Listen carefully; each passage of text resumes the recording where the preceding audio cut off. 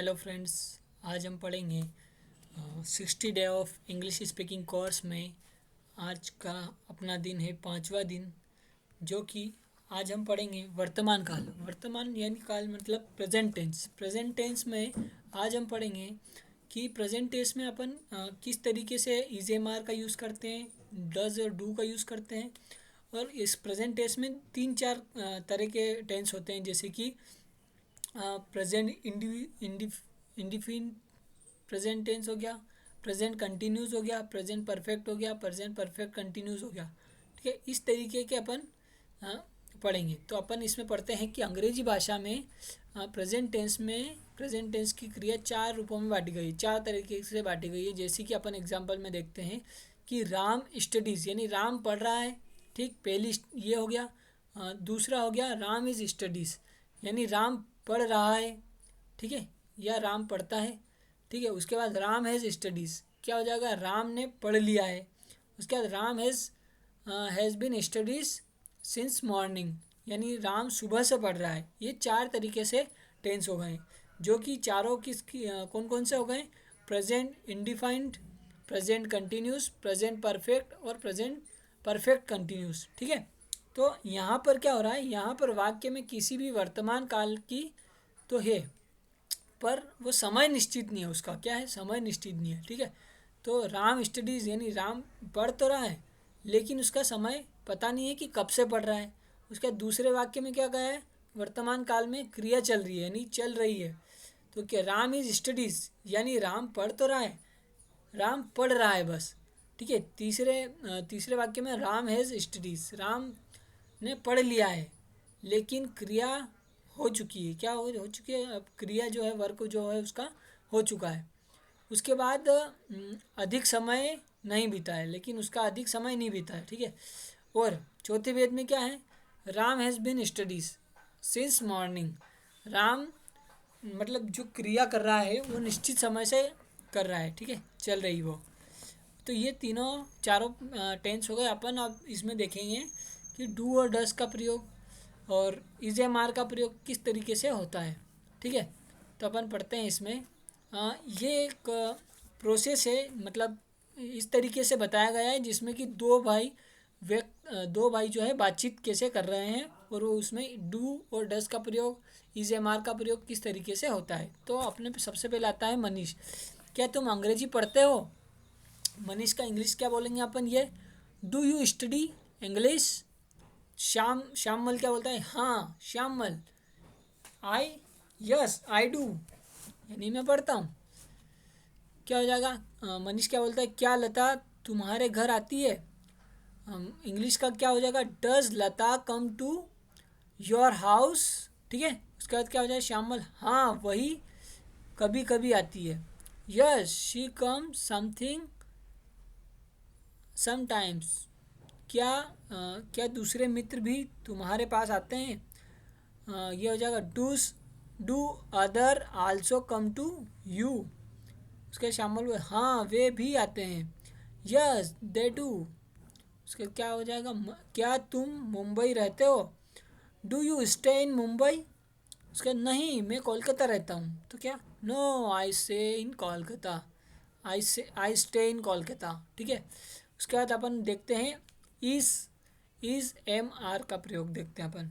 ठीक है, तो इज एम आर का प्रयोग कैसे करते हैं उस तरीके को अपन देखते हैं। तो ये हो जाएगा, क्या यही पुस्तक तुम्हें चाहिए। तो इसको इंग्लिश में क्या बोलेंगे अपन, इज दिस द पुस्तक यू आर लुकिंग फॉर। उसके बाद क्या हो जाएगा, हाँ यही पुस्तक मुझे चाहिए। तो यस दिस इज इट। ठीक है, उसके बाद क्या क्या रीटा फिल्म देख रही है। तो इसका इंग्लिश क्या हो जाएगा, is Rita watching a movie. ठीक है, उसके बाद नहीं वह वीडियो गेम खेल रही है। No she is playing a video game. ठीक है, उसके बाद क्या बोलते हैं, बाला क्या बोलता है, क्या तुम अब बाजार नहीं जा रही हो। Are you not going to market now. उसका नहीं, नो आई एम नॉट। उसके बाद क्या तुम्हारे पिताजी सरकारी नौकरी करते हैं। क्या हो जाएगा, is your father is government service. नहीं मेरे पिताजी व्यापारी है। No he is a businessman. ये क्या है, एक बिजनेसमैन है। ठीक है, क्या तुम्हारा भाई किसी परीक्षा की तैयारी कर रहा है। Is your brother preparing for A examination? हाँ, वह आईएएस की परीक्षा की तैयारी कर रहा है, आईएएस की परीक्षा की तैयारी कर रहा है ना? तो इसको इंग्लिश में क्या बोलेंगे? Yes, he is preparing for the IAS examination. उसके बाद आता है हैज़ और हैव का प्रयोग। हैज़ और हैव का प्रयोग कैसे करते हैं अपन, वो देखेंगे। क्या तुमने राधा को कोई पत्र लिखा? Have you written any letter to Radha? हाँ, यस आई हैव, यस मैंने लिखा है। क्या तुम्हें तुम्हारे पत्र का उत्तर दिया? Has she replied to your letter? नहीं, no she does not, she hasn't, has और हैव का प्रयोग कर रहे हैं अपन, ठीक है। क्या तुमने खाना खा लिया? Have you taken your meals? क्या हो जाएगा? मिल्च। नहीं, मैंने सुबह का नाश्ता काफ़ी भारी किया था। No, I have a heavy breakfast in the morning. उसके बाद आता है क्या तुम उसके घर गए थे? Did you got to his place? नहीं, अभी मुझको जाना है। नहीं, अभी मुझको जाना है। No, I have get to go. उसके बाद आ जाएगा हैज़ बीन और हैव बीन का प्रयोग कैसे करते हैं अपन। तुम सुबह से क्या कर रहे हो? कर रहा हूँ, इसमें क्या आ जाएगा? हैज़ बीन आ जाएगा और हैव बीन आ जाएगा। What have you been doing since morning? उसके बाद आ जाएगा क्या किताब पढ़ रहा हूँ? यह किताब पढ़ रहा हूँ। तुम क्या कर रहे हो? तो तुम सुबह से क्या कर रहे हो? तो यह किताब पढ़ रहा हूँ। I have been reading this book. क्या कल से यहाँ भी बरसात हो रही है? क्या कल से यहाँ बरसात हो रही है? Has it been here also since yesterday? हाँ, हो तो रही है पर रुक रुक कर।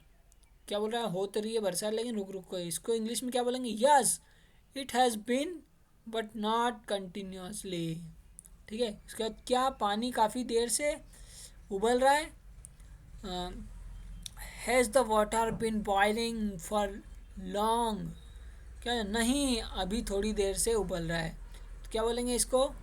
No, it has been boiling only for a little time, थोड़े टाइम के लिए। हम इसी घर में 10 वर्षों से रहते हैं। क्या बोलेंगे उसको? We have been living in this house for 10 years. वह पिछली जनवरी से एक नए प्रोजेक्ट पर काम कर रहा है। तो क्या बोलेंगे इसको? He has been working on the new project since January, ठीक है। इसी तरीके से अपन हैज़ बीन का, हैज़ हैव का और हैव का, इज एम आर का और डू और डस का प्रयोग कर सकते हैं। इसके कुछ एग्जाम्पल है वो भी बता देता हूँ आपको कि you are writing a letter. क्या हो जाएगा? तुम पत्र लिख रहे हो। ये आपका होमवर्क है, किस तरीके से अपन इसको कर सकते हैं। You have writing a letter, तुम पत्र लिख चुके हो। तो ये दोनों सकारात्मक वाक्य भी है, यानी सकारात्मक भी है और नकारात्मक भी, नेगेटिव भी है और प्रश्नात्मक भी है। और उसमें क्या पूछ रहा है? वो प्रश्न भी पूछ रहा है, नकारात्मक वाक्य भी है, नेगेटिव भी है और एफर्मेटिव भी है, ठीक है। इसी तरीके से वाक्य अपन बना सकते हैं और कर सकते हैं डज और डू का प्रयोग, ठीक है। तो thank you watching the video. अगर वीडियो आपको अच्छा लगा हो तो प्लीज़ लाइक करें, शेयर करें एंड सब्सक्राइब ज़रूर कर लें। और अगर आप हमको सपोर्ट करेंगे तो और भी हम आपको वीडियो आपके लिए लाते रहेंगे। Thank you so much. जय हिंद, जय भारत।